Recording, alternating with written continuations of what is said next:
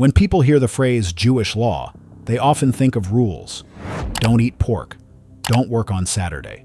Don't mix meat and dairy. They see a list of restrictions, ancient regulations that seem arbitrary, outdated, or overly complicated. But this understanding misses something fundamental. Jewish law isn't a random collection of rules handed down by rabbis over the centuries. It's not a bureaucratic system invented to control people's behavior. And it certainly isn't separate from the spiritual heart of Judaism. Jewish law flows directly from the Torah. Every commandment, every rabbinic discussion, every legal ruling traces back to those ancient texts given at Sinai. If you don't understand the Torah, you cannot understand Jewish law. And if you don't understand Jewish law, you cannot understand how Judaism actually functions, not as a set of beliefs, but as a way of life. Today, we're exploring the deep connection between Torah and Jewish law. We'll examine what the Torah actually is, how it became the foundation of an entire legal system, how that system developed over thousands of years, and why it still matters today. This isn't just history. This is the operating system of Jewish civilization. If you love Jewish stories, make sure you subscribe to Jews Chronicles. What is the Torah? Let's start with basics, because even this question has layers. When most people say Torah, they mean the 5 books of Moses: Genesis, Exodus, Leviticus, Numbers, and Deuteronomy. In Hebrew, these are called the Chumash, from Chamesh, meaning 5, or the Torah Shebichtav, the written Torah. These 5 books contain the foundational narrative of the Jewish people: creation, the patriarchs and matriarchs, slavery in Egypt, the Exodus, the revelation at Sinai, the wandering in the wilderness, and preparation to enter the promised land. But the Torah is far more than narrative. Embedded within the stories are commandments, mitzvot, that form the basis of Jewish law. Traditional counting identifies 613 commandments in the Torah, covering everything from ethical behavior to ritual practice, from civil law to temple service. Some commandments are clear and direct. You shall not murder. Honor your father and mother. Remember the Sabbath day to keep it holy.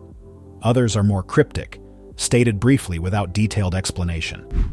The Torah says to bind them as a sign upon your hand. But what exactly should be bound? How? With what? The text doesn't specify. This is where Jewish tradition becomes essential. According to traditional Judaism, God gave Moses not only the written Torah at Sinai, but also the oral Torah, explanations, elaborations, and interpretations that accompanied the written text. This oral Torah was passed down from generation to generation, from teacher to student, for over a millennium before being written down. The relationship between written Torah and oral Torah is crucial. The written Torah provides the foundation, the constitutional principles, if you will. The oral Torah provides the interpretation, application, and practical details needed to actually live according to those principles. Without the oral Torah, much of the written Torah would be incomprehensible or impossible to practice. With it, the Torah becomes a complete guide to life. The Torah wasn't given as a legal code in the modern sense. It was given as a covenant, a binding agreement between God and the people of Israel. At Mount Sinai, according to the biblical account, the Israelites collectively accepted this covenant. They declared Na'aseh v'nishma, we will do and we will hear. They committed to following God's commandments before fully understanding all their implications. This covenantal framework is essential for understanding Jewish law. The commandments aren't arbitrary rules. They're the terms of a relationship. They express what God asks of the Jewish people and what the Jewish people committed to do. But how do you take a covenant given in the wilderness over 3,000 years ago and apply it to daily life across changing circumstances? That's the work of Jewish legal tradition. During the biblical period, authority rested with prophets, priests, and eventually kings. When questions arose about how to apply Torah law, people could consult these authorities. The temple in Jerusalem served as both the spiritual center and a kind of supreme court, with the Sanhedrin, the high court of 71 sages, ruling on difficult legal questions. But after the destruction of the Second Temple in 70 CE, everything changed. But after the destruction of the Second Temple in 70 CE, everything changed. There was no temple. There were no sacrifices. The priesthood lost its central function.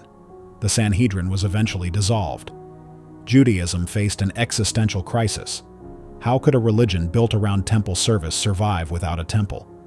How could a legal system function without its central institutions? The answer came from the rabbis, the scholars who would reshape Judaism for the next 2,000 years. If you love Jewish stories, make sure you subscribe to Jews Chronicles. The Oral Torah. Written down, Mishnah and Talmud. For centuries, the Oral Torah remained oral. It was passed from master to student through careful memorization and discussion. Writing it down was actually forbidden. The tradition was meant to remain living, transmitted through personal teaching. But after the temple's destruction, with Jewish communities scattered and persecuted, the rabbis feared the Oral Torah might be lost. Necessity overrode prohibition. Around 200 CE, Rabbi Judah the Prince compiled the Mishnah, the first authoritative written collection of Oral Torah. The Mishnah organized Jewish law into 6 orders covering agriculture, festivals, family law, civil law, temple service, and ritual purity. The Mishnah didn't end discussion, it sparked more discussion. Over the following centuries, rabbis in the land of Israel and in Babylon studied the Mishnah intensively. They debated its meanings, analyzed its logic, resolved apparent contradictions, and applied its principles to new situations.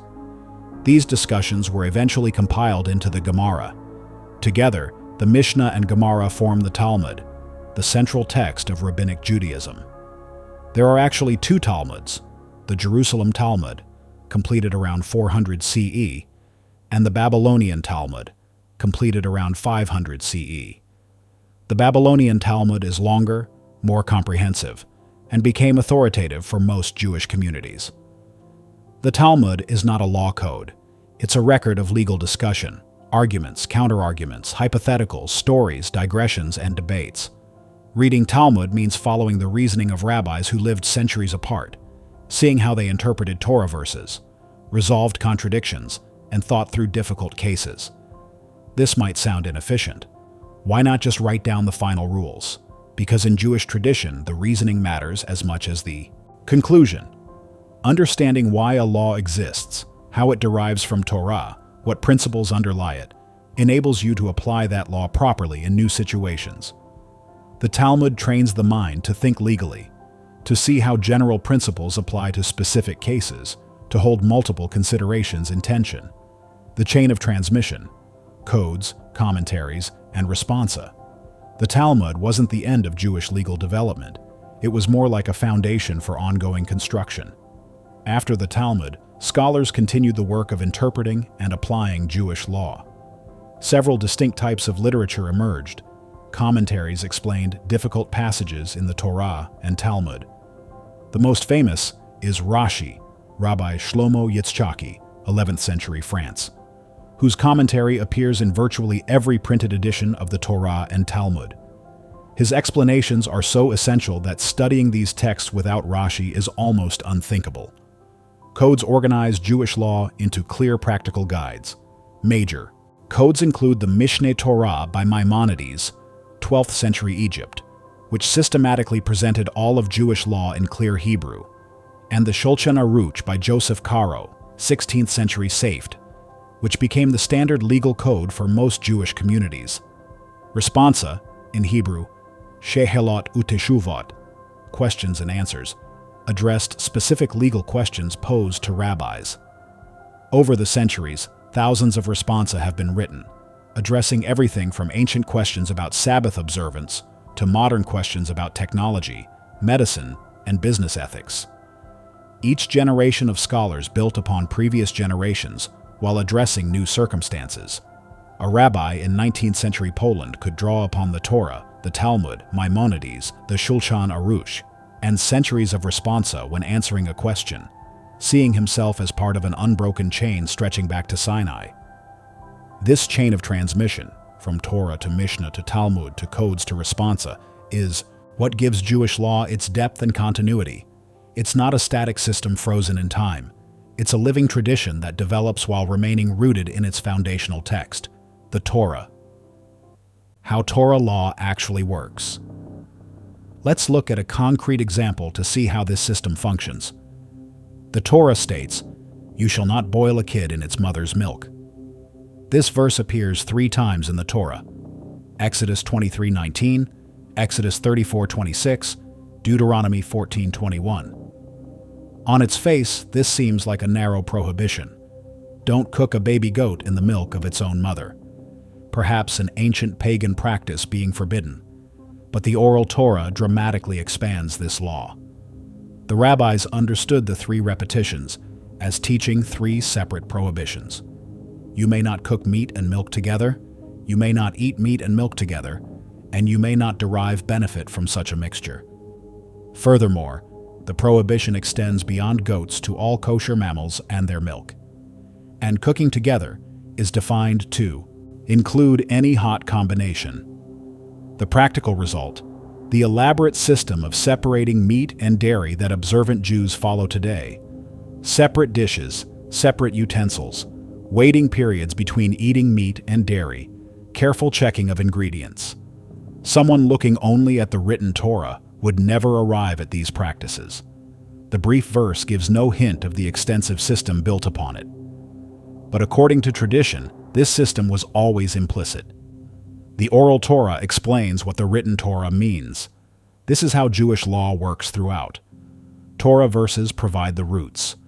Oral tradition, Talmudic discussion, and rabbinic interpretation develop those roots into a full-grown tree of practice. If you love Jewish stories, make sure you subscribe to Jews Chronicles. Torah law versus other legal systems. Jewish law, halakha, operates differently from modern legal systems in several important ways. First, halakha is comprehensive. It covers not only what Western law calls legal matters, contracts, property, criminal justice, but also ritual practice, personal ethics, family relationships, and intimate details of daily life. How you wake up in the morning, what you eat, how you conduct business, how you speak about others. Nothing is outside the law's concern. Second, halakha is divine in origin. Modern secular law derives its authority from the state. Jewish law derives its authority from God's revelation at Sinai. This gives it a different character. Following halakha is not merely obeying rules, but fulfilling a covenantal relationship. Third, halakha emphasizes process and reasoning. Unlike legal codes that simply state rules, the Talmudic tradition preserves debate and dissenting opinions. The minority view that wasn't adopted still has value. It might become relevant in different circumstances or shed light on the majority opinion's reasoning. Fourth, halakha is decentralized. There is no Jewish pope, no single authority who can definitively rule for all Jews everywhere. Different communities follow different authorities. This creates diversity within unity. All observant Jews are following halakha, but they may follow different specific rulings on disputed questions. Finally, halakha is oriented towards sanctification. The goal isn't simply order or justice, though those matter, but holiness, bringing divine presence into daily life. The Torah calls Israel to be a kingdom of priests and a holy nation. Halakha is the means to that end, why Torah law still matters. Some people view Jewish law as an ancient relic, interesting historically, but irrelevant today. This view misunderstands what halakha is and what it does. For observant Jews, halakha isn't a museum piece. It's a living practice that structures daily life. When an observant Jew wakes up, there are blessings to say. When they eat, there are laws to follow. When Shabbat arrives, there are boundaries that create sacred time. When ethical dilemmas arise, there are principles to consult. This isn't burden, it's meaning. Modern life often feels chaotic, directionless, consumed by distraction. Halakha offers structure, intention, and purpose. Every action becomes an opportunity for connection to something greater. Furthermore, Jewish law continues to develop. Contemporary rabbis address questions that couldn't have been imagined in ancient times. Is it permissible to use electricity on Shabbat? How do medical technologies interact with laws about the beginning and end of life? What are the ethics of artificial intelligence? How should social media use be governed? These questions are addressed using the same methodology that rabbis have used for centuries, examining Torah sources, applying Talmudic reasoning, building on previous authorities, thinking through principles and applications. The Torah doesn't address smartphones directly, but the principles derived from Torah, how to sanctify time, how to treat others with dignity, how to maintain boundaries, absolutely apply. Perhaps the best analogy for understanding Torah's role is constitutional. In the United States, the Constitution serves as the foundational legal document. All other laws must be consistent with it. Courts interpret its meaning and apply its principles to specific cases. The Constitution was written over 200 years ago, but it continues to govern a society its framers couldn't have imagined. Similarly, the Torah serves as Judaism's constitution. All Jewish law must be consistent with Torah principles. Scholars interpret its meaning and apply its teachings to new circumstances. The Torah was given over 3,000 years ago, but it continues to guide Jewish life in ways that remain vital and relevant. The analogy isn't perfect. The Torah is understood as divine rather than human in origin, and it includes much more than legal material. But the structural role is similar. You cannot understand American law without understanding the Constitution, and you cannot understand Jewish law without understanding the Torah. Every halachic discussion, every rabbinic ruling, every legal debate ultimately traces back to those 5 books, those 613 commandments, that covenant at Sinai. The Torah is not a dead letter. It's not an ancient artifact collecting dust. For thousands of years, Jews have engaged with the Torah as a living document, reading it, studying it, debating its meaning, applying its teachings, building entire civilizations around its wisdom. Jewish law flows from this engagement. Every rule about Shabbat traces to Torah verses. Every dietary law connects to Torah commandments. Every principle of ethics roots in Torah teachings. To understand Jewish law, you must understand the Torah. You must see how the written Torah and oral Torah interweave. You must appreciate the chain of transmission from Sinai through the Mishnah and Talmud to the codes and responsa of later centuries. And you must recognize that this isn't merely an intellectual exercise. For those who live by Jewish law, the Torah is not history. It is instruction. The word Torah itself means teaching or instruction. It teaches how to live, how to eat, how to rest, how to treat others, how to approach God, how to sanctify the ordinary and encounter the holy. The Torah is the foundation. Jewish law is the structure built upon it, and together they have sustained the Jewish people through every exile, every persecution, every challenge across 3 millennia. Still studied, still debated, still lived. If you love Jewish stories, make sure you subscribe to Jews Chronicles and share this video with someone who needs to understand this. Shalom.